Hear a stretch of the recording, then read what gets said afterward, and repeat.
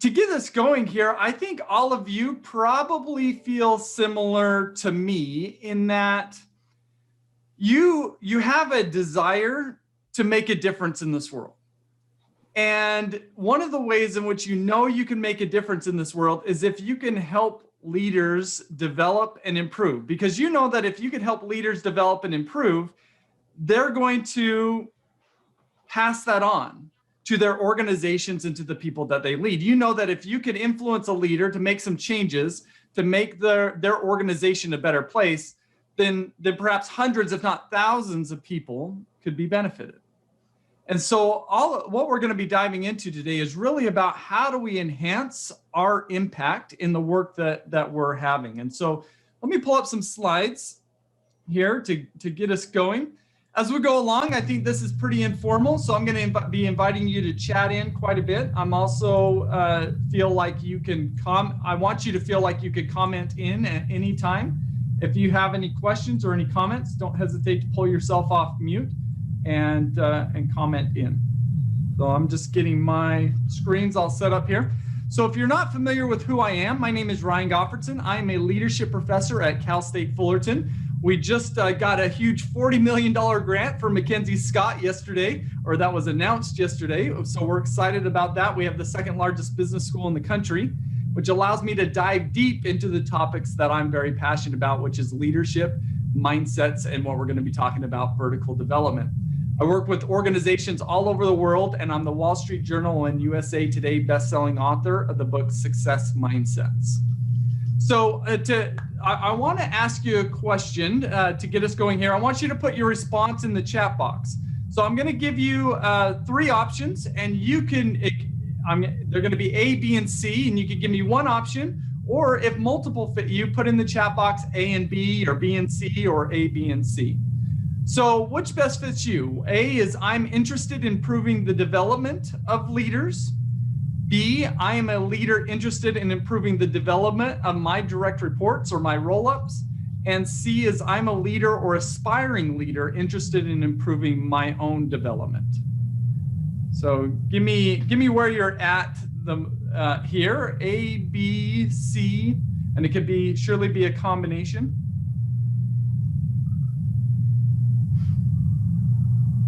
Great, thank you. So I think the way that I'm positioning this, and just to maybe set some expectations, is I'm primarily interested or going to be focusing on this A component. I think it's going to be really easy to see how it translates over to the B component. And I think for those of you who are just C, that isn't to say that you can't get value out of this, because I surely think that the ideas are just as applicable to how we think about developing others as we think about developing ourselves. So I think one of the things that I want to recognize is that there is a lot of good going on in leadership development, but at the same time, there are problems with leadership development. And I think we could categorize some of these problems in a few ways, and I think it's interesting to do so. So I think we could categorize these problems as known spoken problems, as known unspoken problems, and as unknown unspoken problems. And so I want to dive into each of these here. And so what I want to start with are these known spoken problems. And so these are things that we're probably all aware of. And so what I would love to get your input on, if you don't mind, in the chat box, is chat in what are some of the problems with leadership development that you feel are known and readily spoken about. I'll be interested in your perspective because you see a broader world than what I individually do. So I'd love to hear your thoughts.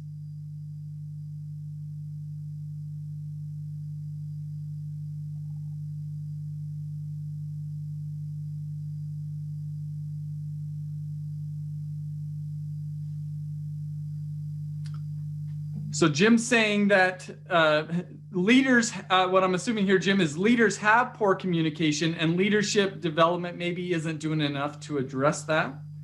Chantel is saying that leadership development is focusing primarily on knowledge and tools. Right? There's a lack of trust, some turf wars.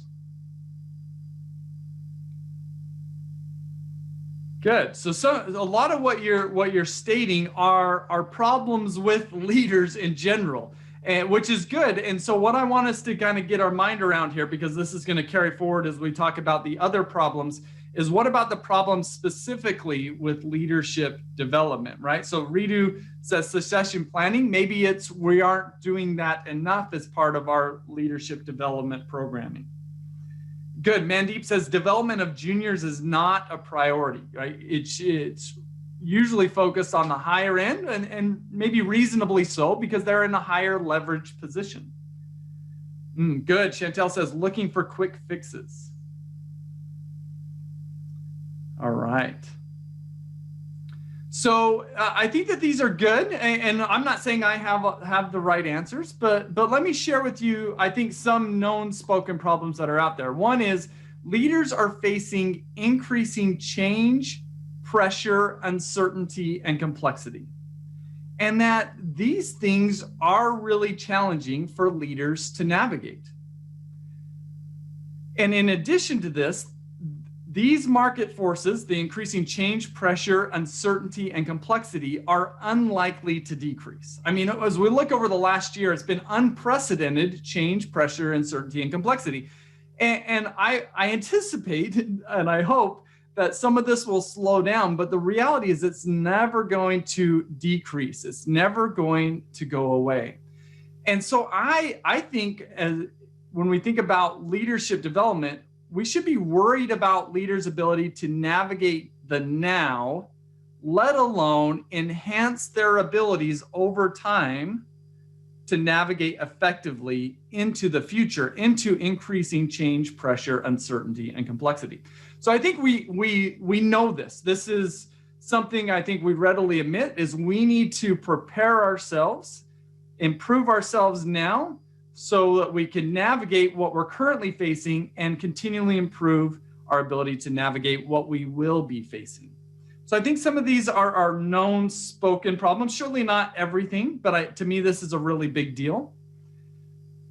As we dive into known unspoken problems, I'm curious if you have any thoughts about this. So feel free to chat in the chat box. What are problems with leadership development that are known but not readily spoken about?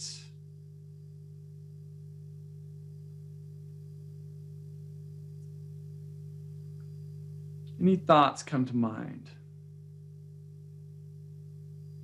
So Donna says evidence-based results. So Donna, are you meaning that we aren't doing enough of seeking out evidence-based results? Maybe in that way, so we're not talking about that. We kind of know that that's the case, but we're not really talking about it. Oh. Great, thank you. Good. So Mandeep says leadership failure. So we know that this is going on, right? But we don't like to admit it, particularly within an organization, right? It's easier to say kind of globally, that leader isn't very good and that leader isn't very good. But when we're in an organization, it's not easy to say that, right? It becomes an unspoken problem. Chantel says leadership programs are just entertaining leaders, but not having profound results. How many of you agree with that? Raise your hand if you agree with that. Right? So several of us do, right? The half of the people I could see raise their hand. And I think that that's a really interesting thing to consider. And surely we're going to see some variation in that. But I think that that's a great comment. Ooh, Vicky says we just moved poor leaders instead of fixing the problem. That does sound like something that is known but unspoken. In fact, I just heard of a rumor here where a principal of a neighboring school from where my children goes, the principal was pushed over to a different school, right? They weren't very effective in their leader at this school. And so rather than kind of doing something about it, they just said, well, I'll just put you in a different school. I'm not sure that's going to fix the problem, right? And I don't know everything that's involved there. Good, really great thoughts. Skills that are taught are not really put to use effectively. Good, I love that, Katie. In fact, we're going to dive into that as we go along. So I think some of the known unspoken problems is one, the majority of leaders are not very effective, or at least not as effective as we would like them to be. In fact, statistics suggest that 75% of employees state that their direct leader is the worst and most stressful part of their job. And 71% of organizations report that they are not confident that their leaders can guide them into the future. And these statistics came out in 2015. I wonder what they would be now as we're kind of hopefully at the tail end of this COVID pandemic. And we've seen so much chaos go on over the last year. I have a hard time thinking that organizations are more confident in their leaders. Also, I think another known unspoken problem is that leadership development is broken. And not that it's all bad, but it's not working the way that we want it to, right? Over $300 billion is spent on leadership development every year, yet 75% of organizations rate their leadership development programs as being not very effective. Yeah, John says in the comments, COVID may have made the leaders better. In fact, and I think to a certain degree, I believe it has. And that's something that I've seen is there's a greater focus on well-being and particularly mental well-being now than ever before. And I think having gone through the COVID pandemic, we are now improved. We are better because of it, right? So I don't think that it's terribly bad. But I still question organizations' confidence in their leaders' ability to guide them into the future. But great comment. So to me, when I look at these two known unspoken problems, a quote comes to mind, and this comes from a book called Mastering Leadership by Robert Anderson and William Adams. And they say the development of leadership effectiveness must, at a minimum, keep pace with the rate of change and the rate of escalating complexity. Give me a yes or no in the chat box. Do you think that leadership, the development of leadership effectiveness is keeping pace with the rate of change and escalating complexity? Give me a yes if you think it's keeping up with the rate of change and escalating complexity, or a no if you don't think it's keeping up. Yeah, so I'm seeing everybody say no. Anne-Marie says, depends on the age and the mindset of the leader. I would agree with the mindset component. The age component, I've done some research with my mindset assessment on the relationship between mindsets and age, and there isn't much of a correlation, which is interesting. Right? So this is, to me, this is the known unspoken, the big known unspoken problem, which is our leadership development is not keeping pace with the rate of change and the rate of escalating complexity. And to me, this is really problematic and something that we really need to do something about. And it leads me to thinking about the unknown, unspoken problem here. And the way that I think about this is if despite heavy investment by organizations and even decades of leadership research, leadership effectiveness and leadership development is inadequate, does this suggest that we may be overlooking something? All right, so if we've largely, we've learned a lot, we've invested a lot, but if we're still not keeping up with our environment, does this suggest that maybe we're missing something? Maybe we're overlooking something? And I think that we are. And so really the purpose of this webinar is to identify what is missing, to articulate why this missing piece is a game changer and the wave of the future in leadership development, and to demonstrate how I might be able to help you with this missing piece. So the missing piece that I think we have largely been overlooking is vertical development. Now, I'm just kind of curious, I want to get kind of the pulse in the room, is on a scale of 0 to 10, rank how knowledgeable you feel you are on the topic of vertical development. So a 0 would be, I know nothing at all. A 10 would be, I feel like I'm an expert in vertical development. I'm curious where you would put yourself.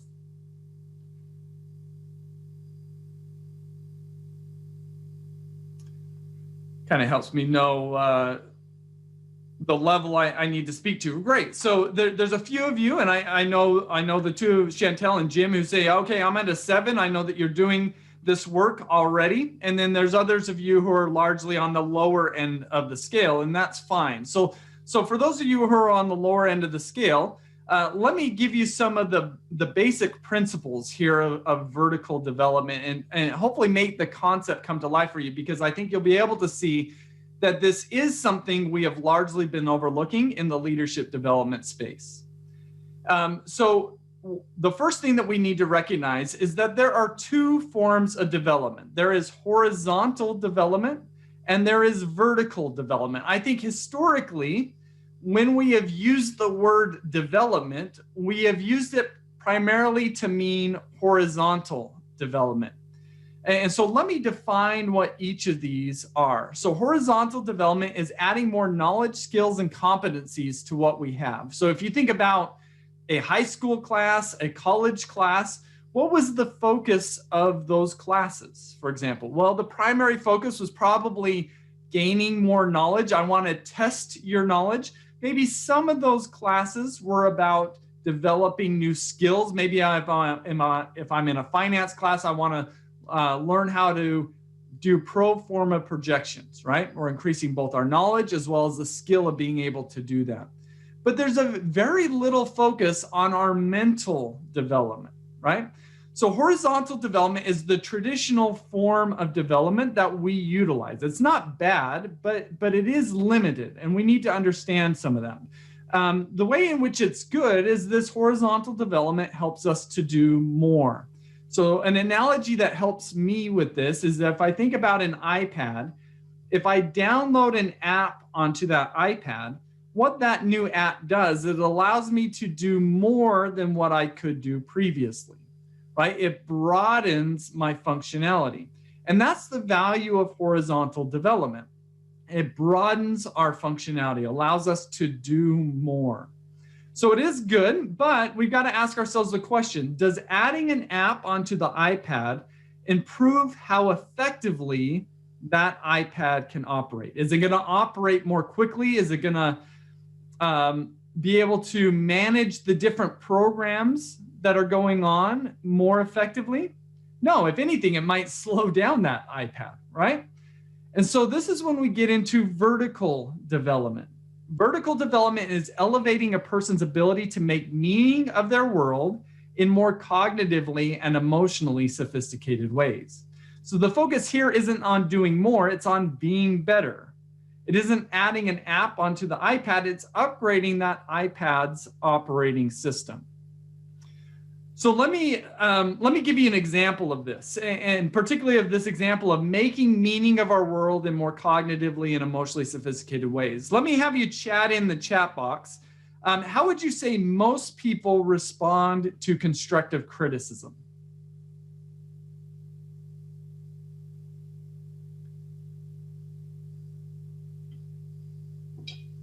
And for those of you who have been with me before, I'm sure you've heard this, all right?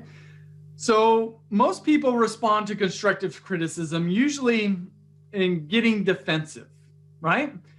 And this is justifiable because constructive criticism could surely be hurtful. But is it cognitively and emotionally sophisticated? I'm not sure.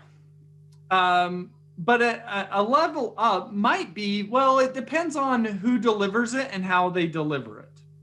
To me, this feels more cognitively and emotionally sophisticated, but maybe not at the highest level. Right? I think if we're going to get near the highest level of cognitive and emotional sophistication, we've got to get to this place where we are good with being told that we're bad, and that we can see constructive criticism, regardless of who delivers it, as an opportunity to learn and grow.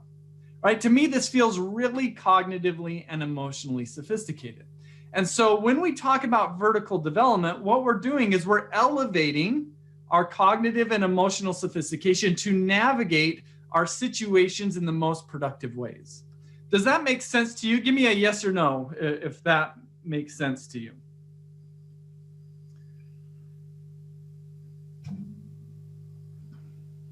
Great.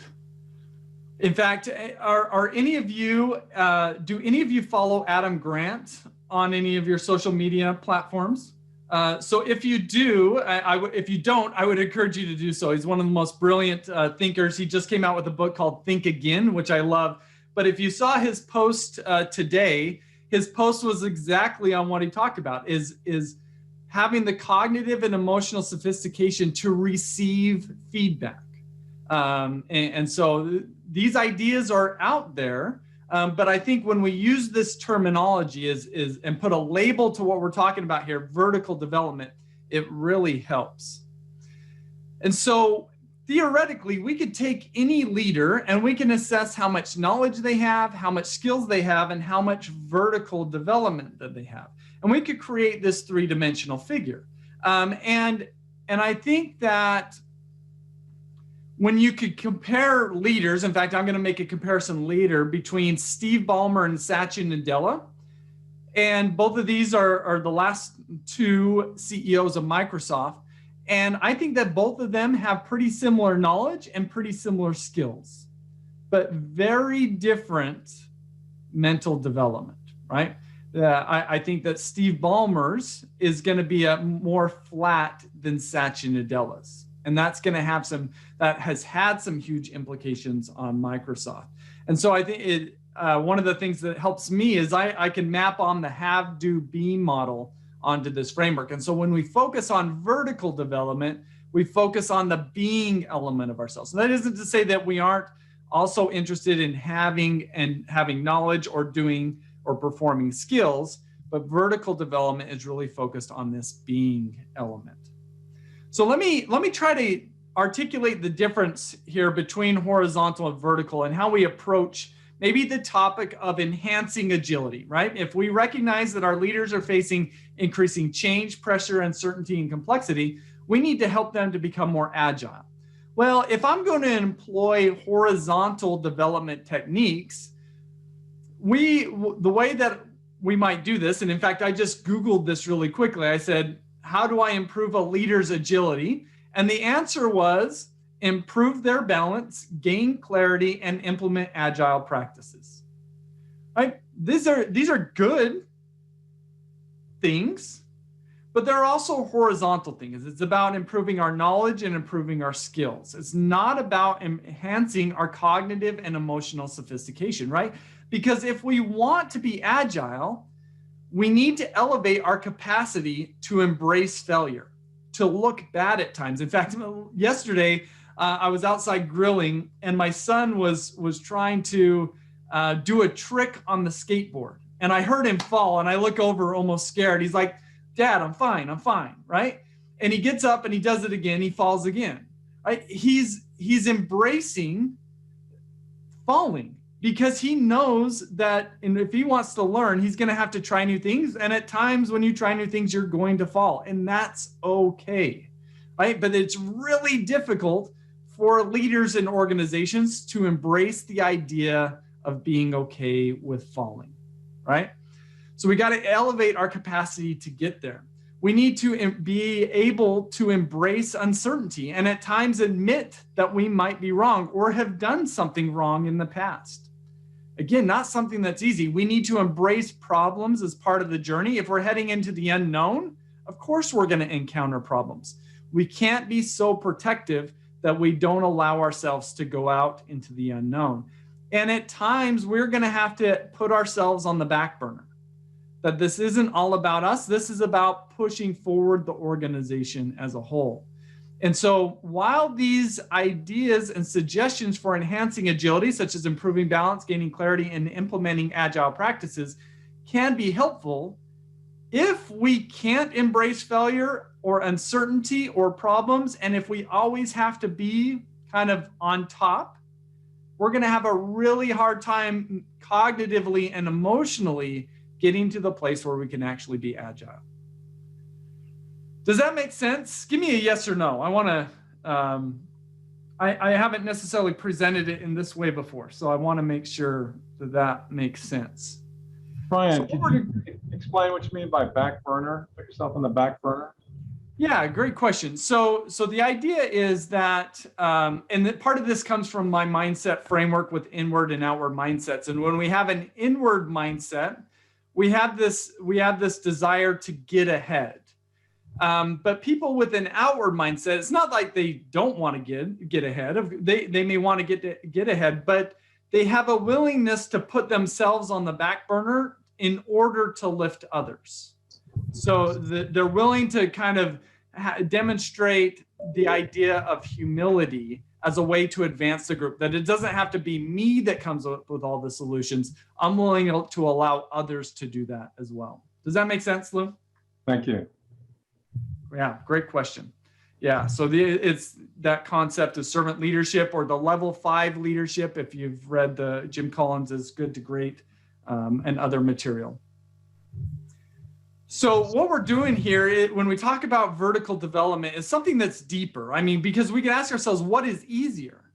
Well, surely that's horizontal development. And we can ask, what is more commonly focused on? Surely that's horizontal development. But will horizontal development transform leaders' ability to navigate change, pressure, uncertainty, and complexity? I'm not sure. I can't say that it won't help incrementally, but it's not going to transform their ability to change, to navigate change, pressure, uncertainty, and complexity. So this is hopefully gives you a high level understanding of what vertical development is. Now I want to move us forward here because the concepts around vertical development have been around for about 50 years. There's a variety of different thought leaders that have identified different levels of vertical development, or different levels of cognitive and emotional sophistication. And I've seen some of these different frameworks, I've seen them as small as 3 levels and as many as 12 levels. But even the people that have 12 levels, they agree that there's kind of 3 primary broad levels of vertical development. These levels are what I call Mind 1.0, Mind 2.0, and Mind 3.0. And what research has found is that 64% of all adults operate primarily in Mind 1.0, 35% operate primarily in Mind 2.0, and only 1% operates primarily in Mind 3.0. Now, when we look at executives, these statistics change pretty substantially, right? 85% operate in Mind 2.0, and only 8% operate in Mind 3.0. So when we're talking about vertical development, what we're trying to do is we're trying to upgrade their internal operating systems from Mind 1.0 to Mind 2.0, or from Mind 2.0 to Mind 3.0, which when we're working with organizational leaders, this is really the shift that we're looking at. It's helping them to shift from Mind 2.0 to Mind 3.0. So let me describe to you quickly what these different mind levels are. So mind level 1.0 is self-preservation mode. When we're in Mind 1.0, we are focused primarily on 3 things: our safety, our comfort, and our belonging. And if we have these needs, we've also got some internal fears around being exposed, being uncomfortable, and not fitting in. And so oftentimes what ends up happening is if we're in Mind 1.0, we want to join a tribe or a group that helps us to feel safe, comfortable, and like we belong. And in the process of doing so, oftentimes what ends up happening is we give up our power and our independence in exchange for safety, comfort, and belonging. So those in Mind 1.0 are primarily dependent thinkers.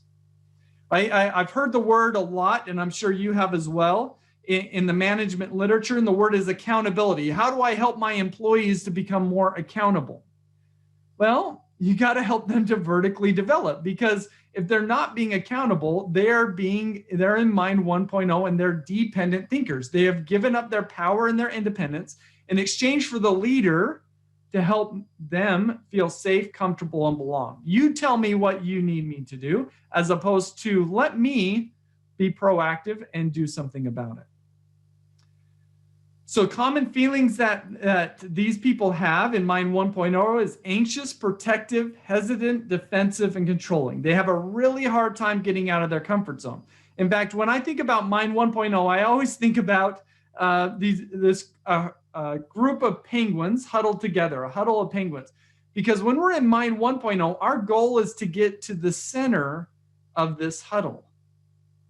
Right? Because that's where we feel the safest, the most comfortable, and the most like we belong. We don't want to be on the outside because that doesn't feel safe, comfortable, or like we belong. And so often at times in Mind 1.0, we're willing to cast others aside in order for us to get to the place that feels best for us. So that's self-preservation mode. Mind 1.0. So Mind 1.0 is largely standing in. Mind 2.0 is different. This is self-focused reward mode. Our focus isn't on standing in, it's on standing out. We want to advance. We want to be seen of value. And when this is the case, we oftentimes have fears of being obsolete or redundant. We fear failing, falling short, or losing, and we fear not being seen as being of value. Now, when we're here, we're not dependent thinkers. We are independent thinkers. We are willing to push back against the tribe's beliefs and develop our own set of personal beliefs. And what Mind 2.0 people, what they really like is they like the Mind 1.0 to give them power and independence, right? Because if I can, as a Mind 2.0 person, can get people to give me their power and independence, I could get them to help me to advance, to stand out, to win, to get ahead, to be seen as value. This is right. This 85% of executives primarily operate in Mind 2.0. Now, when we're here, or our common feelings are competitive, rigid, impatient, and judgmental. This is about us getting ahead. So when I think about this penguin analogy, Mind 2.0 people, the last thing that they want is to be at the center of the huddle. What they want is they want to be on the outskirts, and even at a higher elevation. They want to be seen by others as somebody of value. And in all honesty, I think, and it's kind of been my own personal journey, is I've kind of been forced to reckon with the idea of I've largely been a Mind 2.0 person. And while I feel like I'm up here in some ways, what I want to do is I want to be of value to all of these other penguins, but then I've had to question, well, where is my location? And I think what I've had to realize is that my location has been at a higher altitude, because there's been parts of me that's wanted to be seen and valued by others, but it's really hard to add value to these penguins down below if I'm sitting up on my lofty hillside, right? So then this will transition us into Mind 3.0. When we're in Mind 3.0, we're in contribution mode. We don't care about standing in, and we don't care about standing out. We care about adding value. We care about contributing and elevating others. In fact, our deepest fears are about not being of value. Our deepest fears are about taking from or not lifting others, or limiting and stifling others. Now, when we are in Mind 3.0, we are not dependent thinkers and we're not independent thinkers. We are interdependent thinkers. We can hold multiple and complex perspectives simultaneously, right? So leaders who are dependent thinkers, they're primarily focused about themselves. Leaders who are independent thinkers are primarily focused on kind of their organization. Mind 3.0 individuals who are interdependent thinkers, they think in terms of the systems and the broader systems, and they're able to weigh and navigate the values of these different systems. Those in Mind 3.0 can hold multiple and complex perspectives simultaneously, such as failure isn't fun, but it is necessary for advancement. Right? Mind 1.0 and Mind 2.0 people have a really hard time holding both of those perspectives simultaneously. And Mind 3.0 people are more purpose and long-term focused. If any of you are familiar with Simon Sinek's work and his book, The Infinite Game, Mind 3.0 people have an infinite perspective or infinite mindset, whereas those in Mind 1.0 or Mind 2.0 have more of a finite perspective. They're more focused on the short term. How do I stand in or how do I stand out? So common feelings that we have here in Mind 3.0 is that we're centered, resilient, hopeful, compassionate, present, and agile. So if I'm going to stretch this penguin analogy, which is indeed a stretch, is what would a Mind 3.0 penguin look like? Well, it's a penguin who recognizes that our colony is 30 miles away from our food source. And what if I could create a food source for the penguins? Then maybe I might be a farmer, right? I will build a farm that will provide the penguins with some sustenance. And where am I going to build this farm? Well, if I'm in Mind 3.0, I'm not going to build it up on the hillside that is difficult for all of the colony to get to. I'm going to build it at their level, and I'm going to contribute to that. So I'm not concerned about being in the middle of the huddle, and I'm not concerned about being seen by the huddle. I'm concerned about contributing to the huddle. Does that make sense? These 3 mind levels? Any thoughts or questions about these?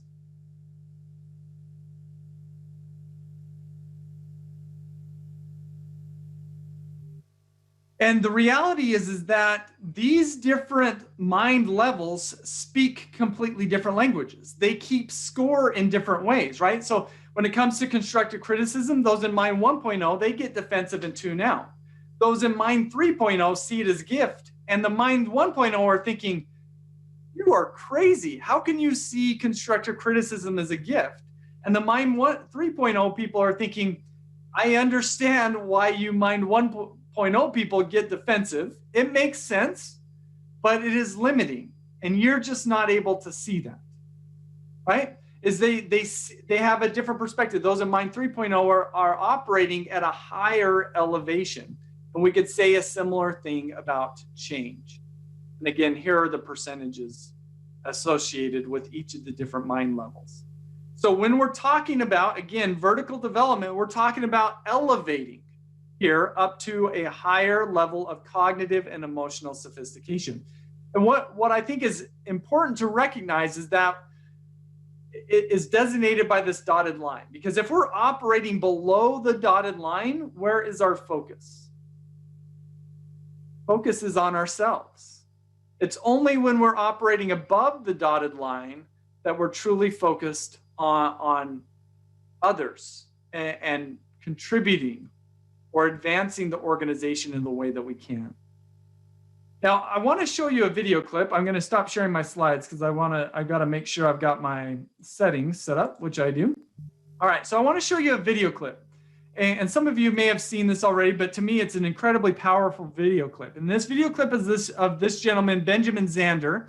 He's the founder and conductor of the Boston Philharmonic Orchestra. And one of the things that he readily professes is that for the first half of his career, the way that he saw his musicians is that he saw them not as people, but as instruments, there to play the music the way that he wanted it played. But he had an epiphany, and he'll talk about this epiphany and the change that it had in him. And I want you to pay attention to this change and this transformation through the lens of vertical development. I want you to think, what mind level was he in before the change, and what mind level is he in after the change, and how big of a difference is that? So let's go ahead and watch this. It's only a couple minutes. Here we go. Worlds. Now, I had an amazing experience. I was 45 years old. I've been conducting for 20 years, and I suddenly had a realization. The conductor of an orchestra doesn't make a sound. My picture appears on the front of the CD. But the conductor doesn't make a sound. He depends for his power on his ability to make other people powerful. And that changed everything for me. It was totally life-changing. People in my orchestra came up to me and said, Ben, what happened? That's what happened. I realized my job was to awaken possibility in other people.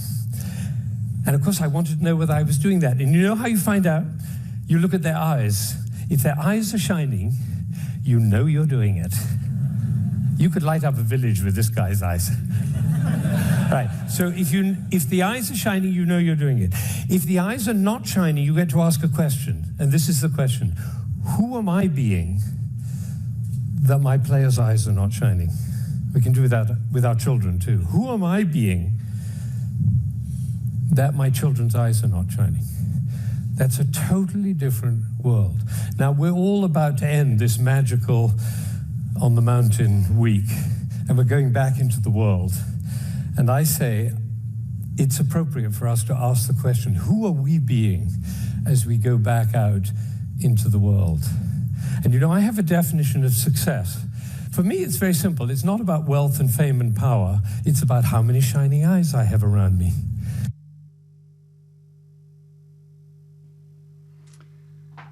All right.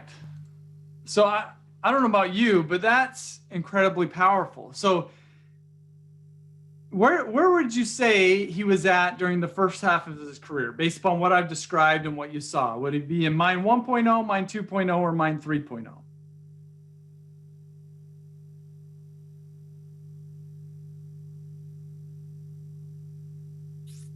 Yeah, and there's a little bit of both here, right? There's this self-protection element is I want to be seen, I want to value, I want to be a part of the conductor community, right? I want to belong. But there's also this element of I want to get ahead. I want to be recognized. I want to have my musicians play the music the way that I want it played so that I get all the credit, right? And that seems very Mind 2.0. But then what's his mind level after this transformation? It's Mind 3.0, right? He calls this transformation life-changing. And his focus becomes not on him standing out, but on him awakening the possibility in others. Isn't that beautiful? I mean, that's where the Mind 3.0 people operate. They have this shift, and you could tell how he operates completely differently. If you imagine being one of his musicians pre and post this shift, you would recognize that this is a completely different experience. And that's what happens when we help leaders to vertically develop, is they see the world in a different way. They make meaning of the world in a different way, which allows them to make better decisions and to operate more effectively.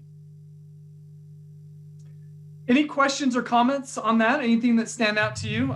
Laura, do you have your hand up? Anything you wanted to mention? Lou, what about you? You're on mute there, Lou. So I don't know if you're going to get into this, but are you going to talk about the responsibilities of the follower and the leader, and also what are the conditions that have to be present for these transitions to occur? Yeah, really good question. So for the time that we have, we're not going to get into the relationship between the leader and follower. And I think that it's very important that we consider these, because you're bringing up a really good point, is in order to help leaders develop, we need to understand the broader context in which they're operating within. And that's one of the things that we surely need to take into consideration. But we will get into is how do we help people make these shifts? Is that all right, Lou? Thank you. Right. Worlds. So, and I mentioned this example. Let me give you another example here. This is the difference between Steve Ballmer and Satya Nadella, because as I mentioned, I think that they have very similar programs on their computer, right? They have similar apps, they have similar knowledge, they have similar skills, they have similar background, but they have very different internal operating systems.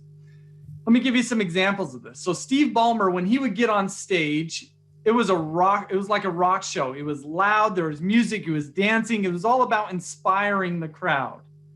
Satya Nadella, when he gets on stage, to him, this is a time to elevate through clarity and purpose. He's not dancing around. There's not loud music generally.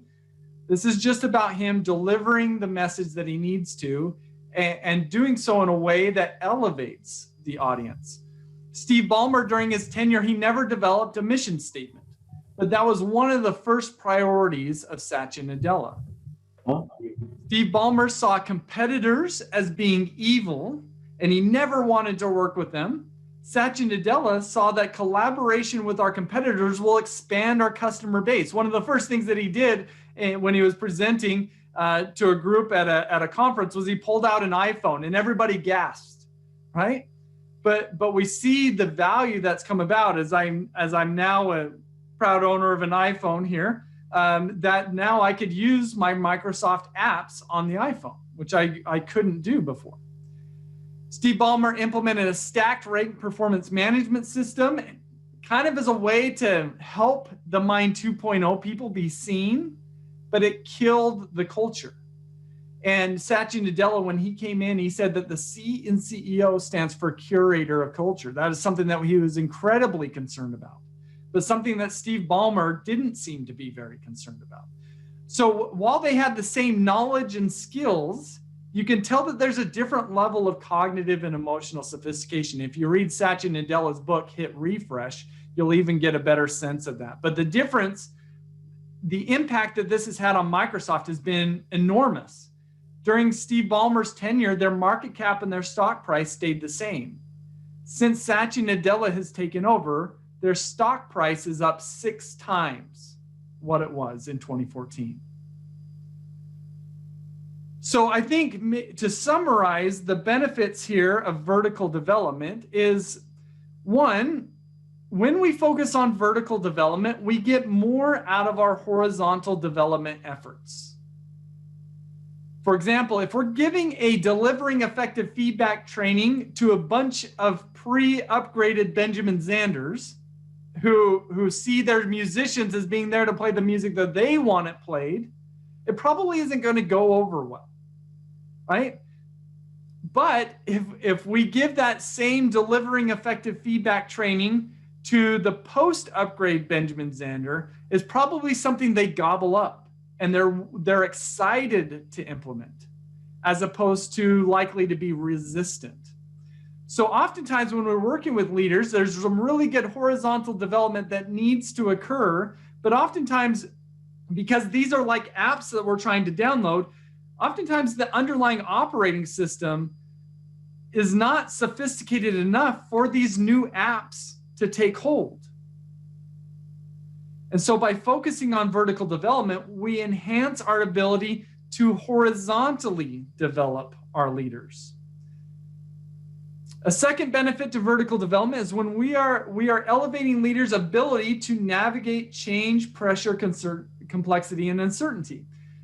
As we help leaders shift from being dependent thinkers to independent thinkers to interdependent thinkers, they are effectively enhancing their ability to navigate change, pressure, complexity, and uncertainty. And I think, and there's surely more benefits to this, but I think a third big benefit of vertical development is I think it's the only way to transformationally move the needle on our known unspoken problems: leaders' effectiveness and leadership development effectiveness. Now, I think horizontal development can incrementally help us in these areas, but they're not going to transformationally move the needle. And if we've got to do that, because the rate of change and the increasing rate of change and complexity is exceeding our ability to develop our leaders. So I think these are 3 benefits here. Any questions or any thoughts on any of these?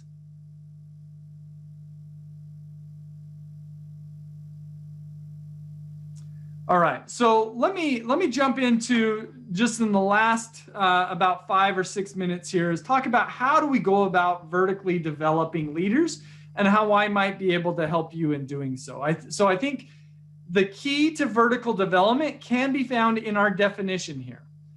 And the key is this make meaning phrasing. If we want to elevate a person's ability to make meaning of their world in more cognitively and emotionally sophisticated ways, we've got to focus on their meaning makers. Well, what are our meaning makers? Our meaning makers are our mindsets, the mental lenses that we wear that shape how we view the world. Our mindsets have been proven by both psychologists and neuroscientists that they are the foundation of everything that we do, because how we see the world, whether we see failure as something to be avoided or something that we can learn and grow from, will shape how we think about failure, will shape how much we learn in the face of failure, and will shape how we behave after we fail, right? And that's going to affect how we succeed in our life, our work, and our leadership. And so what I believe that I put together, and if you're familiar with my book, Success Mindsets, I believe that I put together the most comprehensive and research-backed framework on mindsets to date. Now, there's other groups and people that can do vertical development work, and I really love a lot of the work that they're doing, but I haven't yet met one who focuses on mindsets as a way to vertically develop their people. And I think we get streamlined vertical development when we do. So some of the things that I do to help companies vertically develop their leaders is I have a mindset assessment that I have leaders take, and this will produce a collective report. I mean, let me give you an example. I produced this report last week for a Vistage group. So this is a group of about, we had 13 CEOs of organizations, and here are their results across my mindset framework. We found that almost half of them were in the bottom quartile for a fixed mindset. Now, most of them were more open-minded, which is great. Many of them were more promotion-minded. We had a 46-54 split, kind of between prevention and promotion. And then really shocking to me was this group, 62% of them had more of this inward mindset. And I had showed them the Benjamin Zander clip, and what these results tell me is that these leaders are Benjamin Zander before his transformation. And so if they're primarily focused, they've got a fixed mindset and an inward mindset, what suggests to me is they need to stand out and they need to look good, right? That's what their internal operating system is programmed as. To me, that's a clear Mind 2.0 vertical development level. And so what we're recognizing here is where they're currently at, and we could see the potential for, well, the direction where they need to go and the potential for what might happen if they get there. And so this is the kind of the base of what I do with organizations. I have them take my mindset assessment to help us gauge their vertical development levels. And then I engage in workshops to help them to develop. So a quick example of a research study that demonstrates how effective the workshops can be. They took a group of fixed mindset individuals. They gave half of them a placebo training and the other half a growth mindset training. And then after 6 weeks, I mean, that's a long time for a training to stick. They had them watch employees in negotiation. And these are employees that didn't do too well in these negotiations. And they had the leaders write down comments for how those individuals in the videos can improve. And what they found is that those who went through the growth mindset training gave higher quality and higher quantity feedback than those who went through the placebo training. So one training can have effects 6 weeks later on how leaders operate. And so the workshops that I do with organizations, sometimes they're one-off workshops or a keynote. Other times they're a series of workshops, usually kind of high intensity, a series of 4 different workshops. This is more of a short-term emphasis. It's good. It's a really strong kind of jolt to the system. And then there's other organizations that I work with where we create a program, which is usually lasting 6 months, a year, or even longer than that, in focusing on vertical development through mindsets. I also have a tool called a digital mindset coach. It is a tool that allows people to interact with through an email or an app on their phone, questions that are designed to help them to vertically develop and to shift their mindsets. And then I also do coaching. And in the coaching work that I do facilitated vertical development exercises. There's a variety of them out there. And so I do this one-on-one in small group or with, and I can also do 90-degree feedback as part of the process. So that's some of the work that I do. I'm happy to take any questions here, but let me just throw up a poll here if that's okay, and have you respond to the poll. So the poll is, having learned more about vertical development, what best captures, actually, that's the wrong poll. I'm gonna launch the other one. That was the one I was gonna ask earlier, but I chose not to. So I'm just interested, having learned about vertical development, is, would you like to connect with me and explore ways in which I could potentially help you vertically develop your leaders? And you're not going to, offend me if you say not right now. I think that this is hopefully giving you some really good information to think about and to move forward. But if I could be of value to you, I would love to do so. And I know that many of you are people that I'm already working with, or at least in contact with on this.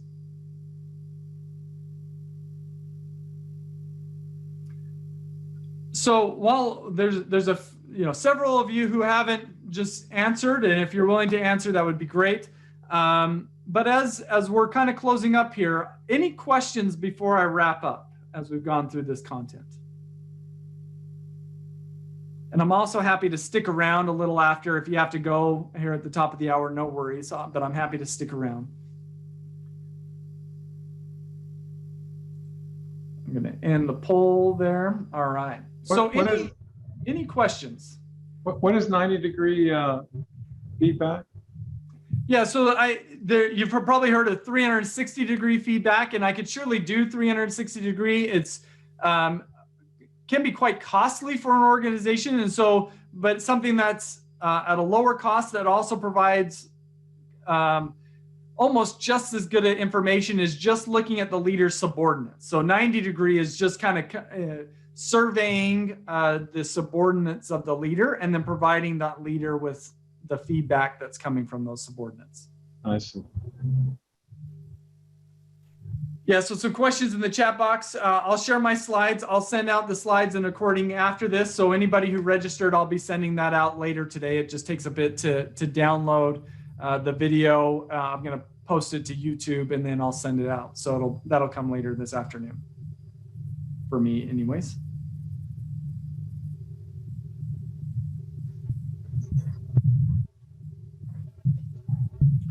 All right, let me just kind of wrap up here, and then maybe I'll ask some of you some questions here. But just as an overview for what we've done, is where we started was identifying problems with leadership development. We have some known problems, we have some known spoken problems, some known unspoken problems, and some unknown unspoken problems.